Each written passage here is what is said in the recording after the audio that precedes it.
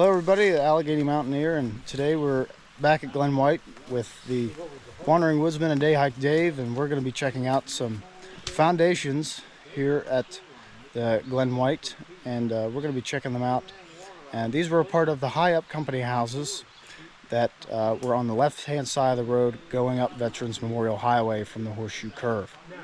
We're going to go in the woods and check these out, and not too far from the Glen Cemetery, which you can check out in my one of my previous videos, and I'll have the link to that in the video. So come along and we'll check these out.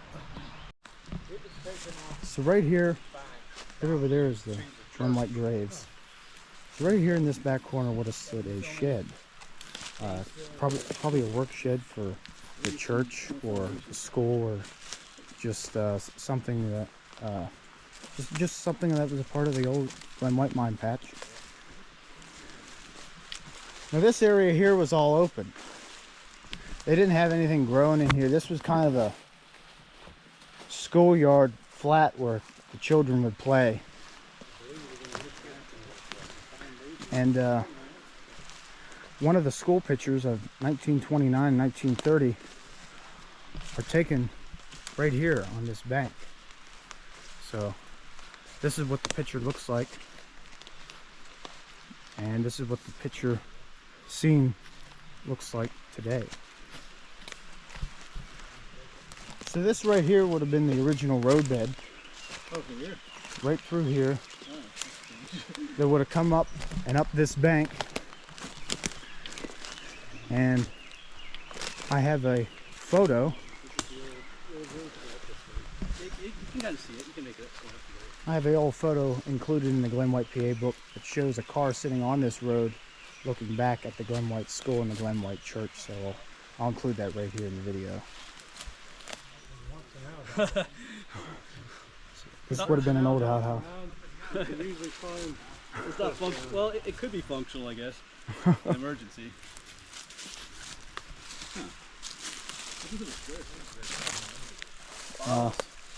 An old ketchup bottle, most likely, included here. So Dave and Kephart are standing on the sidewalk, which this is what it looked like in the days of Glen as Cliff is explaining in his part of the video about that picture. But see, this is what it looked like then. This is what it looks like now, and I'll go back and look at the foundation of the spring house, which is in that picture, and the walls that are behind it. And I'll also check out the neighboring house that has a much better shaped spring house. So this spring house here, a little bit of water coming out of it. For the most part, it's fallen in. You can still see that this this house stood as importance to somebody at one time, was water being piped into their house. So the neighboring house would have been over here, and from here, this spring house had a sidewalk, which is still very much intact, leading up to the spring house, which is on the other side of Day Hike Dave there. So down below the spring house here, water's still coming out of this old pipe that would have also been used at one time. Cliff's checking out the architecture of the spring. Yeah. So here's the spring house. Sides are starting to cave in. You can see the architecture of this spring that's still intact after most likely 100 years. Water's still in it. I don't know. Well, they just used what they had to build this. Found the rocks and squared them all up, let them out to this spring house. So we're going to show you the last generation of Glen outhouses here. And where I'm walking now, I would have been inside a house 100 years ago in the basement, and you can see this cornerstones are still intact of this house. And right outside would have been this WPA built outhouse. It was standard for millions across the country, full of water. Tabs on it to hold the sides up. I mean, just whatever's on top, just to strain that out first. It might be like, I feel like there's probably like mosquitoes in there and stuff. Anyway. It's even looks like it's bubbling. Well, I mean, yeah, it might be. There might be something just bubbled there. Whatever in there is decomposing. That's like the methane coming out. It looks like someone did dig it out there a little bit. So this is one with the lid on. I'm going to show you one with the lid off to show you how deep these outhouses went. Just to show you how deep these outhouses were. This is the foundation of a WPA outhouse right next to the crypt, which is down over the bank. Right below is Glen White Run.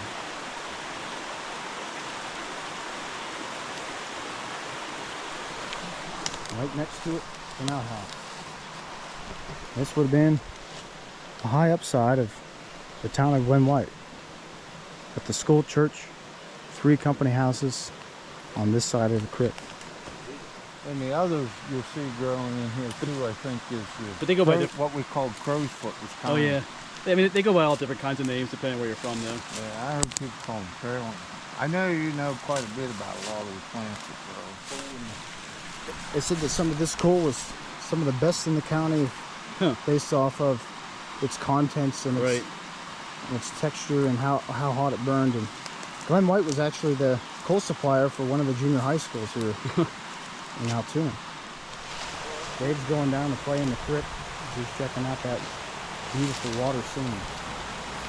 Giving the camera a thumbs up. You can check out his video. Channel is Day Hike Dave. You can check out Cliff's video on the Wandering Woodsman YouTube channel.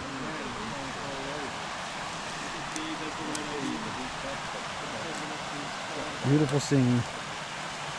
And there is native brook trout in this crypt, so Dave or Cliff might see a native brookie looking around in there in the water. Tree just recently come down here on the path. You can see kind of a little bit of a hole back there formed by these rocks and by these trees, and how nature has shaped the way of this crypt.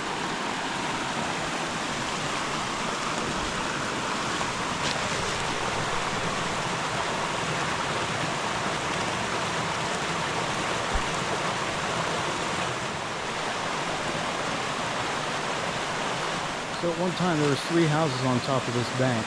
And I would have had a very picturesque view of this stream in their backyard and the railroad in the front yard of the Glen White Coal Company. And just a beautiful landscape this would have been 100 years ago. Take care.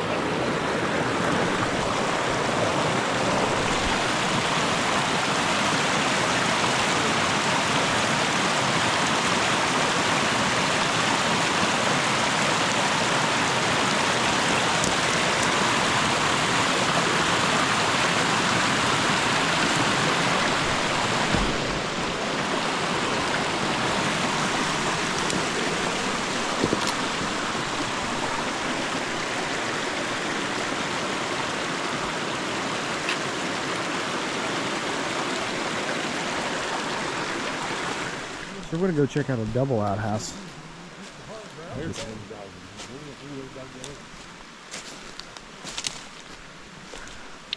We're on our way to a double outhouse built by the WPA.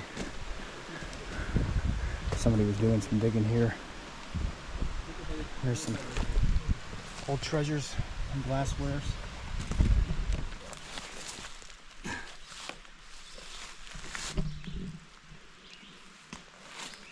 You know how to tell if it's poisonous or not, Dave?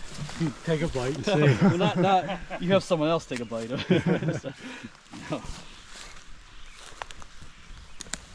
We're now on our way.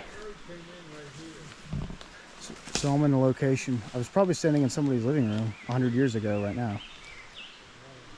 3 houses right here. And the railroad went across right in front of these houses and went back the mine road.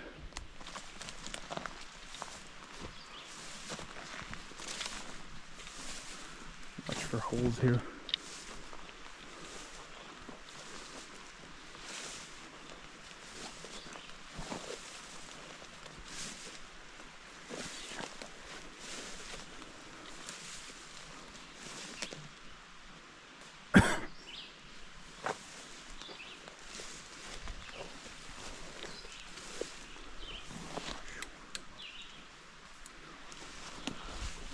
We're a little off the trail, but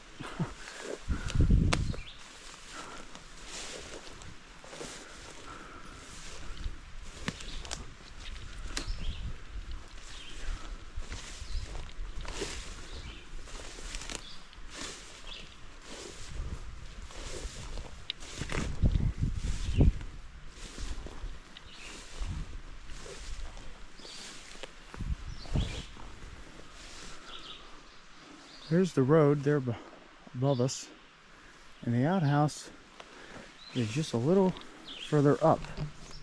So this would have been a, like I said, a double outhouse sided with board and batten siding, built by, again, the WPA to help clean up the water. Here's what is left of it. Somebody has dug all of that out, basically to the bottom.